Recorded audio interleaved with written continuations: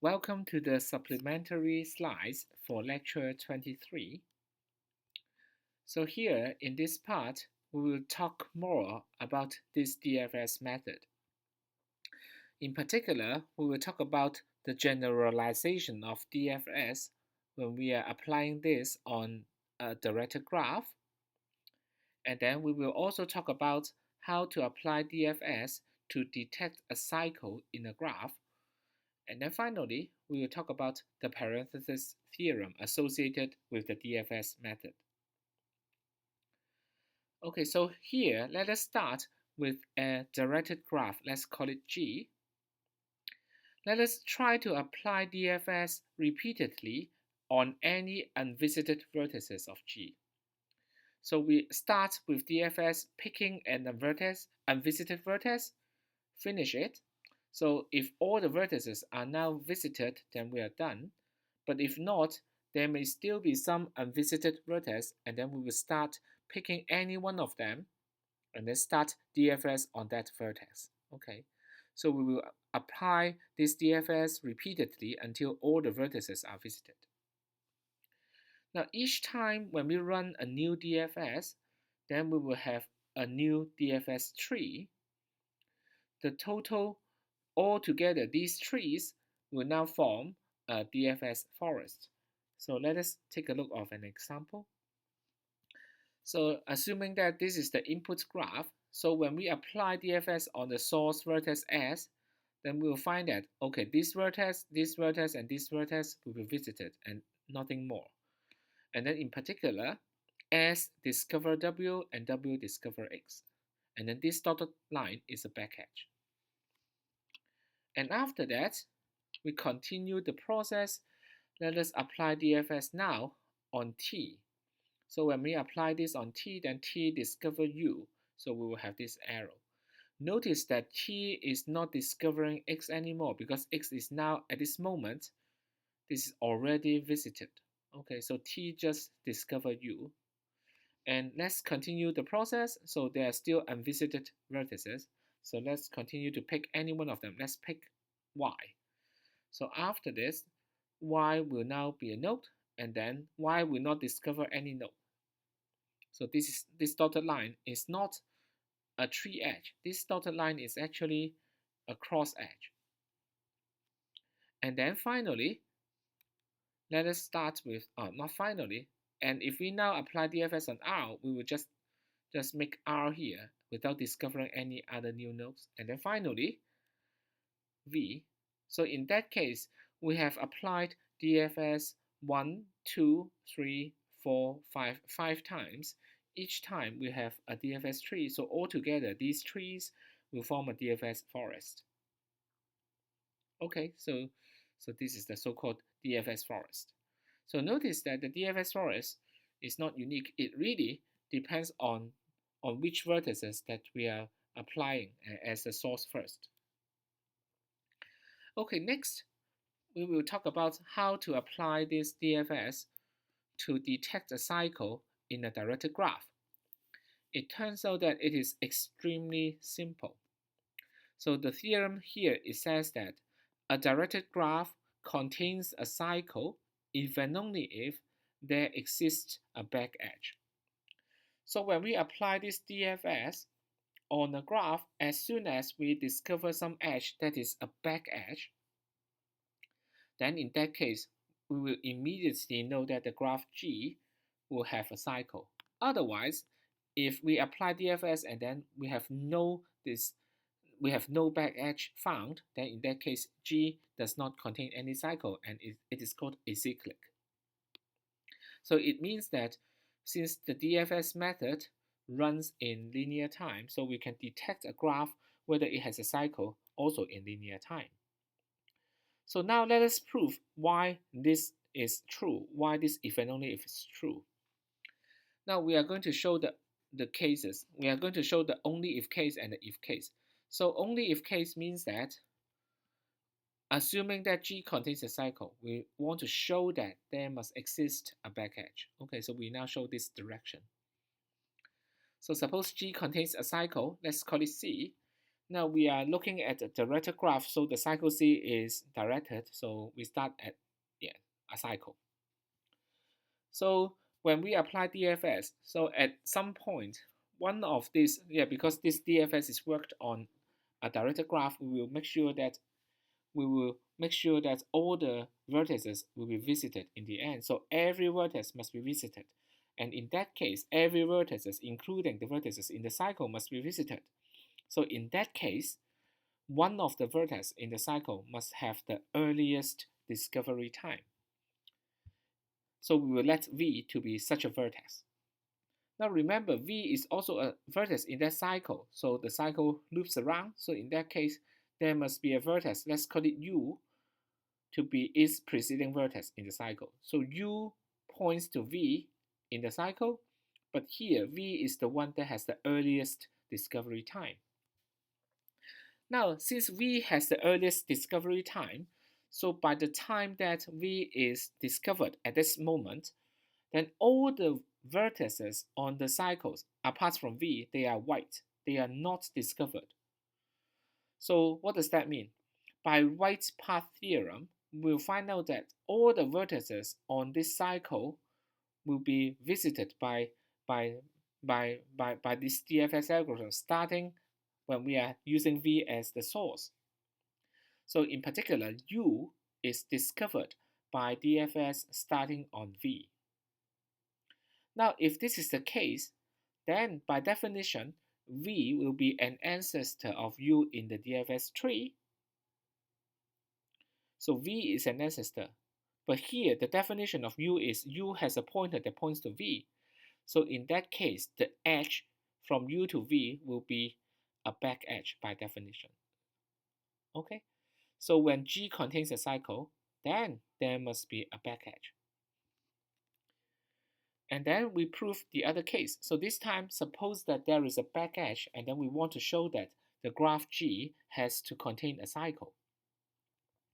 So because there is a back edge from U to V, that means that, why do we call an edge back edge? So an edge is called back edge. It is because it is pointing from some node to an ancestor node in the DFS tree.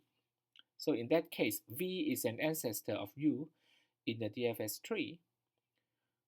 So in particular, we can reach U by using the tree edges.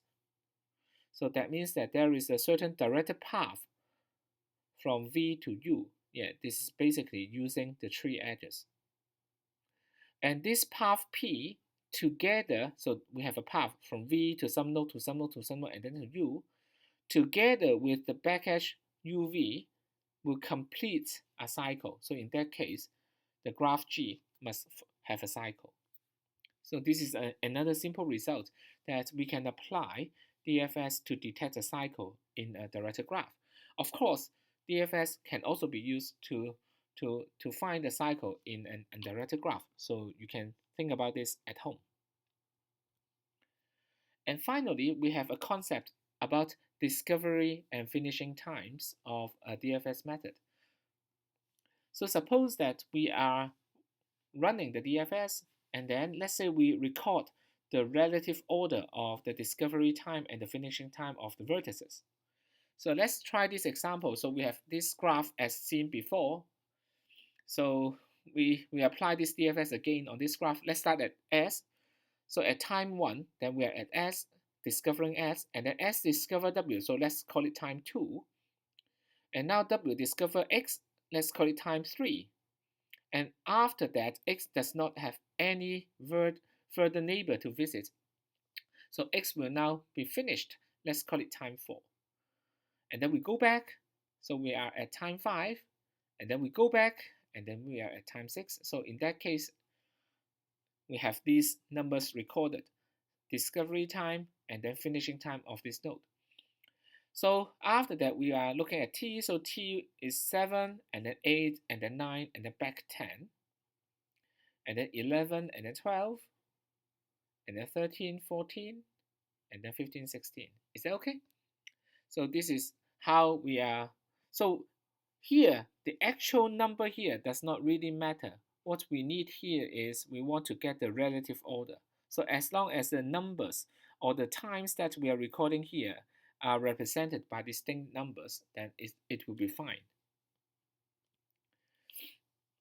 Okay, so here let us use the notation dv to represent the discovery time of v, and we use fv to represent the finishing time of v.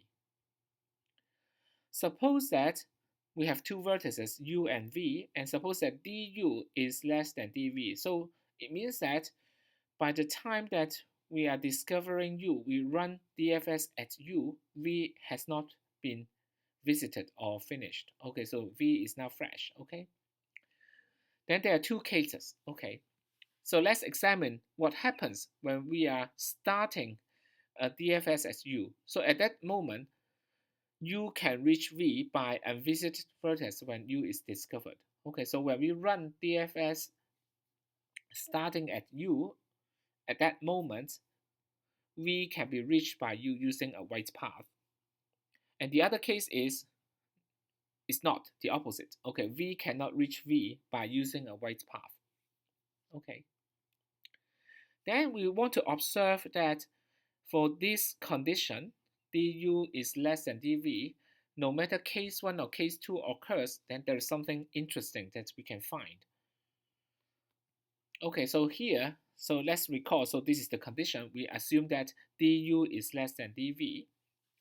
Now for the first case, u can reach v. Then in that case, by using wide path, v is discovered during the DFS on u.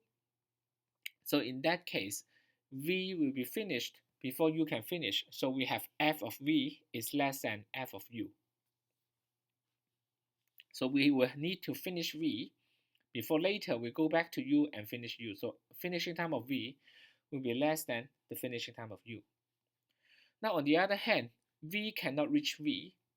So actually by the wide path again, so v will not be discovered by the time u finish is running. So in that case, u must finish before we can later discover v and then start v and then finish v. So in that case, the finishing time of u has to be before the discovery time of v. So in summary, this case 1 and case 2 actually corresponds to these two conditions. Now in the first case, we must have uv for the discovery time here is less than vu for the finishing time. So because fv must be less than fu in the first case, and then in that case fv is greater than dv at any moment. So in that case we will have uv vu for the discovery time and finishing time. So in that case, the interval that is corresponding to u completely contains the interval that is corresponding to v. Okay, so this is what we call it completely contained.